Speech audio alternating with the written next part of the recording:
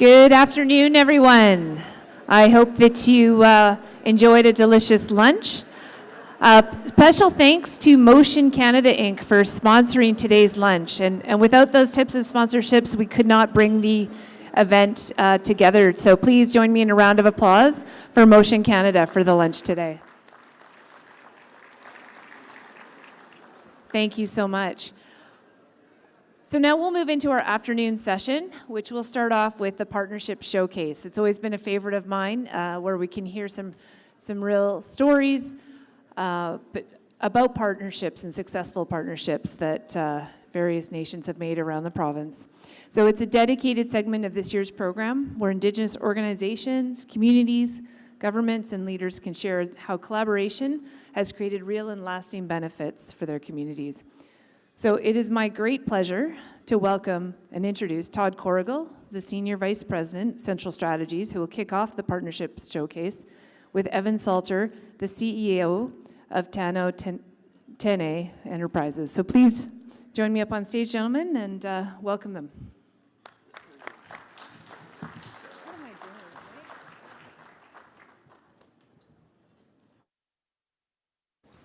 It's kind of nice. Good afternoon, everybody, and thanks so much, Sarah and the team at C3 for putting on, once again, a phenomenal event.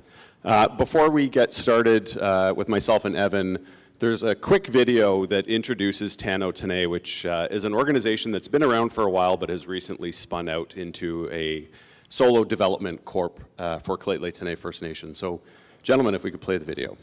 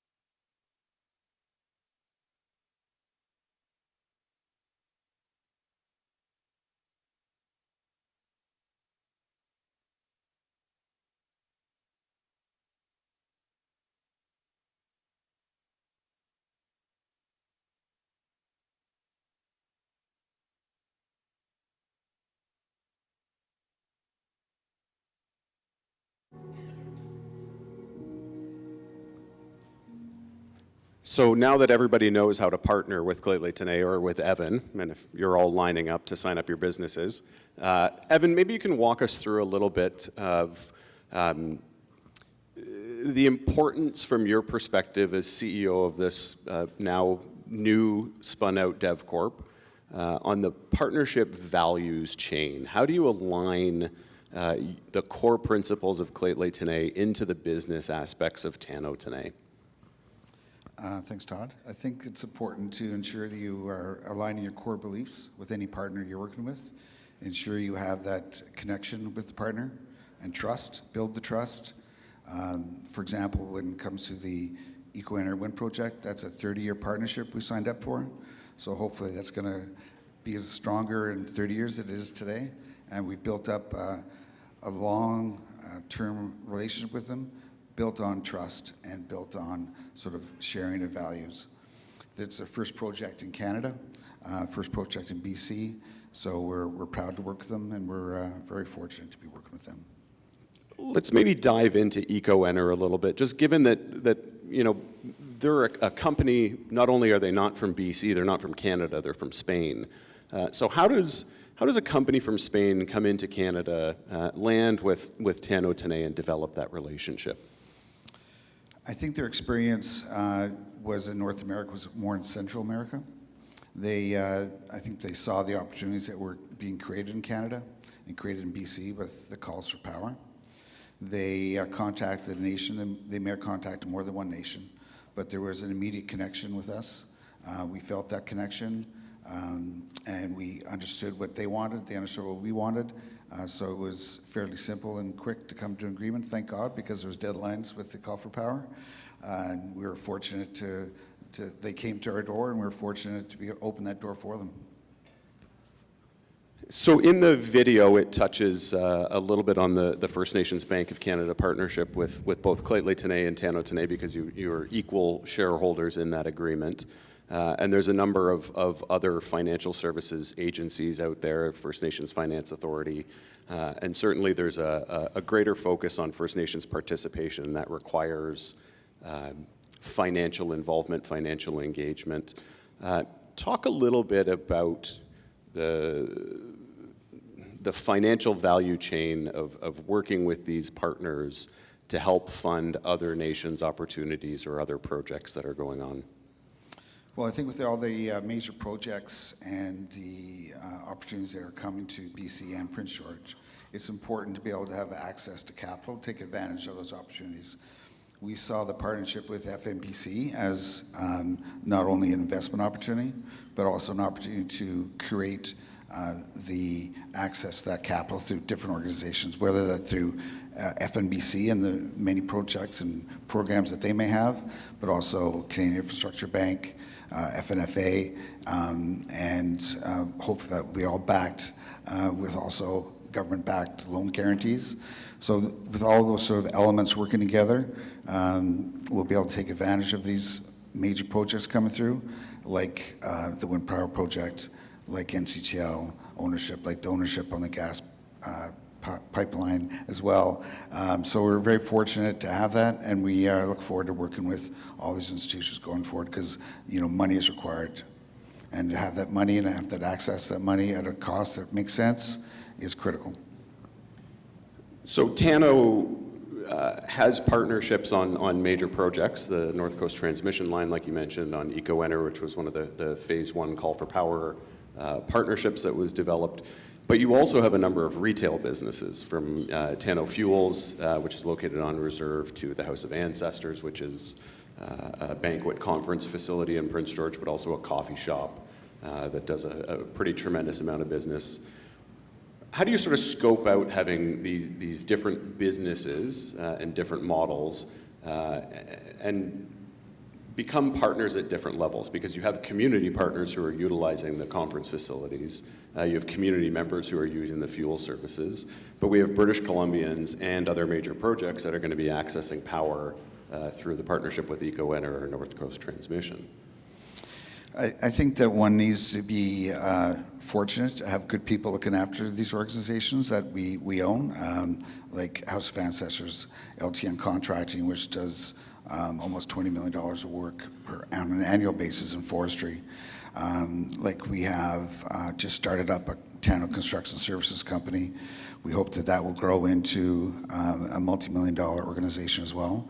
I think that one has to ensure that you have the right people on board, you have the members' buy-in, and you have support from chief and council, no question. So obviously, one of the big shifts in Tano moving out from the nation to become this wholly owned subsidiary is they get to hire a new CEO. They get to bring in a board that helps on the governance side of things. What do you, from your perspective, how does the governance element of a development corporation partnered with the nation help move these initiatives forward? What is the powerful tools behind that? I think that being able to partner with the nation who owns the corporation, but being able to have that separation between politics and business is critical. To ensure that they allow the Economic Development Corporation to strike out on its own. We just opened up our new building, our new office in Prince George, to be able to create our own opportunities and not have them, politics mixed in with the business opportunities is important, critical, and will get almost, I can't say guarantee success, but there won't be success without that.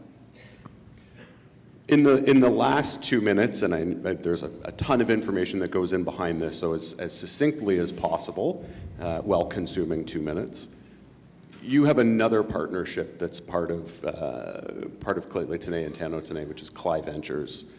Maybe you can explain a little bit about Cly Ventures and how that operates. Cly Ventures has been, I've only been in PG about a year, but it's been around for about 10 years, my understanding. It's 4 nations working together. We're a 25% owner. We have, it was originally formed for the CGL pipelines. It's going to be used for the NCTL project and other future economic development opportunities. So that opportunity to work with 4 different nations to develop the opportunities between the nations, to be able to have the access to capital as a group is critical. It's new, and it's, I think, a powerful tool. And for clarity, all of these partners are all neighboring communities who have figured out a pathway to working together to create bigger and better opportunities. Exactly. It's each nation not only looking out for itself, but looking out for each other. And I think that's hopefully the way to go forward. And I think that the opportunities for Cly Ventures is probably going to be endless, and probably very short term, something new will be announced that is going to be exciting for all the nations. So maybe an important key point to leave everybody with is that the value of partnerships extends beyond the businesses, beyond the financial services agency, and extends to the communities and throughout the region that you can work with and alongside to enhance the opportunities for everybody. No question. It's not just about the financial aspect. It's about the sharing of culture, the sharing of values, and growing together as nations, for sure. Fantastic. Thanks, Evan. Appreciate it. Thank you, Todd.